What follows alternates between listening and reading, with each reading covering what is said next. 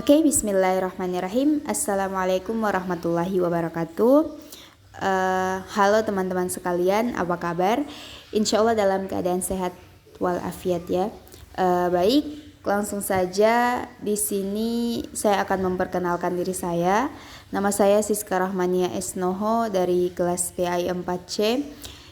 Di sini saya akan menjelaskan tentang cara pencarian hipotesis baik dari contoh kasus, UJT 1 sampel, UJT 2 sampel independen dan UJT 2 sampel berpasangan. Oke, di sini saya sudah menyediakan 3 contoh soal yang akan kita bahas pada kali ini.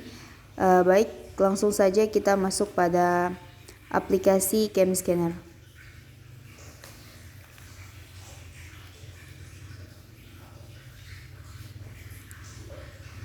Oke, langsung saja teman-teman, kita masuk pada contoh soal yang telah saya sediakan sebelumnya. Jadi masuk pada contoh yang pertama, UJT 1 sampel. Baik, sebuah sampel random 200 catatan kelainan kelahiran di Kota Palu selama tahun lalu menunjukkan umur rata-rata 45,9 tahun dengan simpangan baku 6,9 tahun.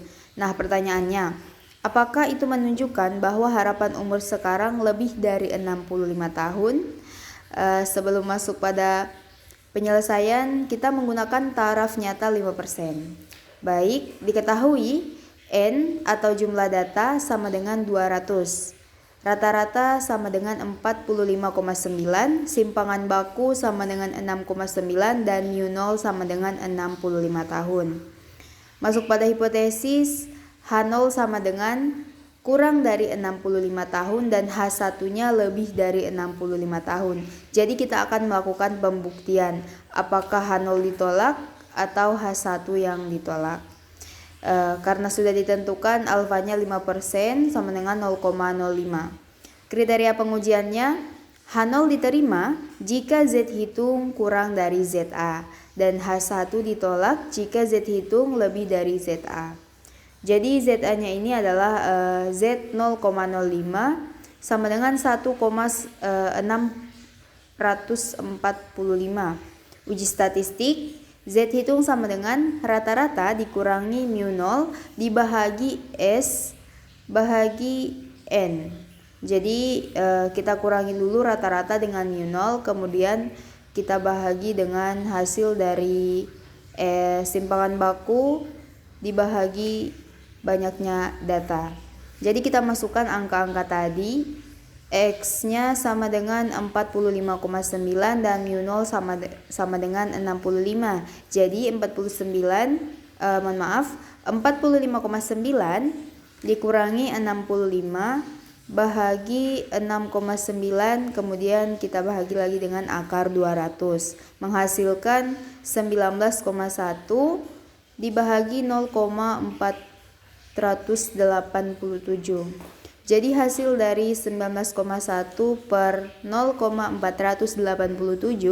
sama dengan 39,21. Nah, terakhir kita masuk pada tahap kesimpulan.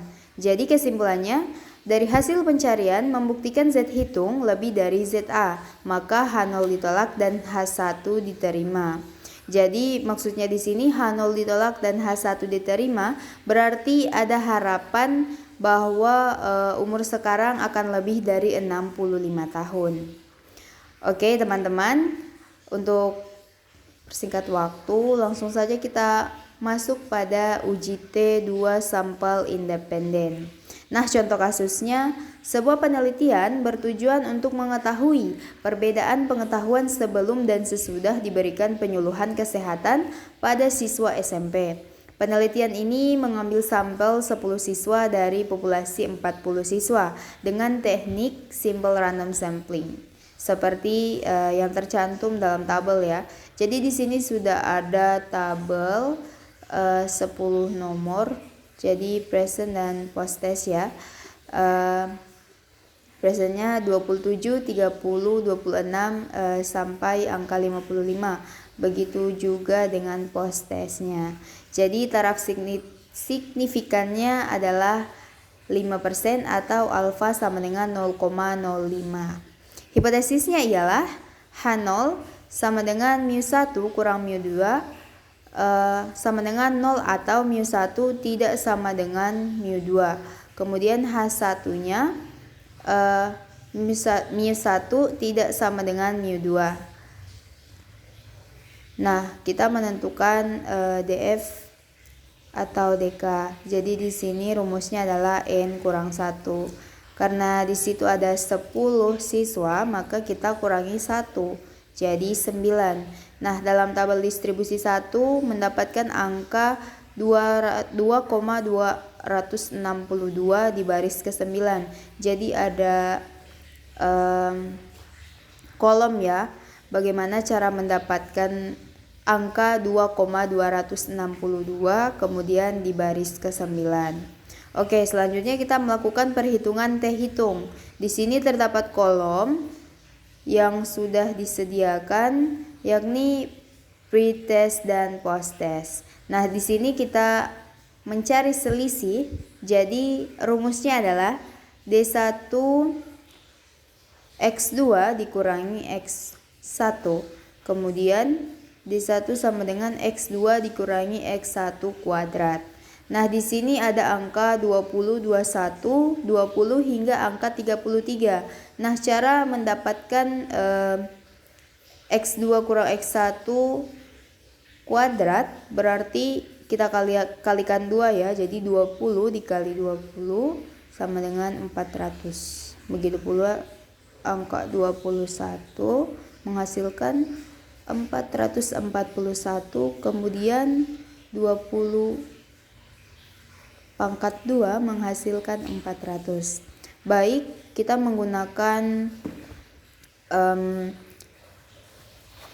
rumus yang sudah tertera, maka dapat dicari SD sama dengan 7105 dikurangi 261 pangkat 2 per 10 per 10 kurangi 1 menghasilkan 292,2 per 9 sama dengan 5,69.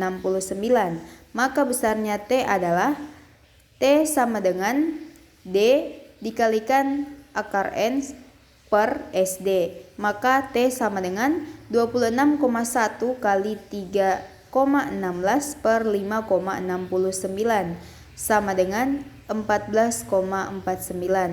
Kesimpulannya, wilayah kritis jika T hitung positif menghasilkan penolakan H0 jika T hitung lebih dari T tabel. Namun jika T hitung negatif, H0 ditolak jika T hitung kurang dari T tabel. Maka H0 ditolak dan HA diterima. Terdapat perbedaan yang signifikan pengetahuan sebelum dan sesudah diberikan penyuluhan pada siswa SMP. Oke, kita masuk pada soal yang terakhir. Uji T sampel 2 berpasangan.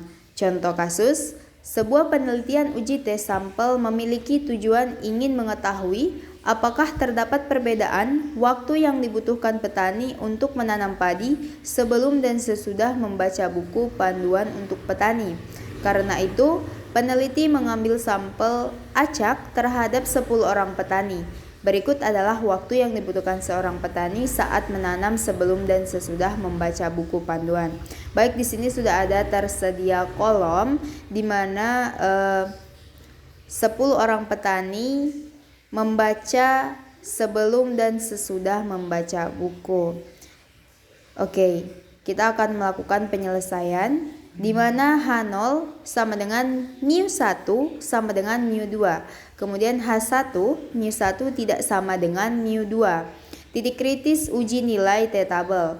Nah, nilai signifikannya adalah 5% atau alfa sama dengan 0,05. Kemudian DF-nya adalah 9A sama dengan 2,26. Oke, jadi selisih waktu sebelum dan sesudah sudah ada di tabel berikut. Jadi selisihnya adalah sebelum dan sesudah. Jadi di sini 6 kurang 5 1, 8 kurang 6 2, 7 kurang 7 0 hingga 8 kurang 7 adalah 1.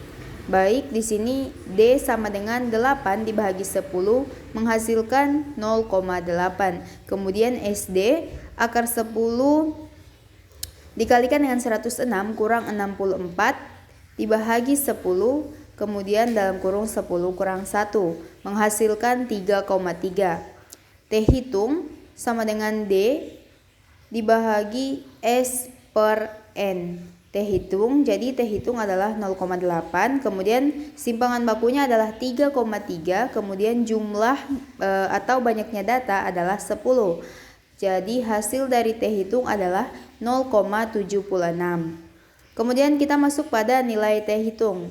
Nah, karena sudah didapatkan nilai T hitung adalah 0,76, maka di sini kita menggunakan simbol kurang dari, karena 0,76 kurang dari 2,26 atau T-tabel, maka H0 diterima. Kesimpulannya, tidak ada perbedaan waktu yang dibutuhkan petani untuk menanam padi sebelum membaca buku panduan dan sesudah membaca.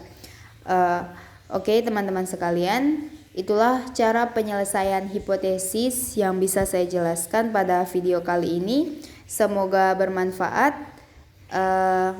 Lebih dan kurangnya saya mohon maaf. Wassalamualaikum warahmatullahi wabarakatuh.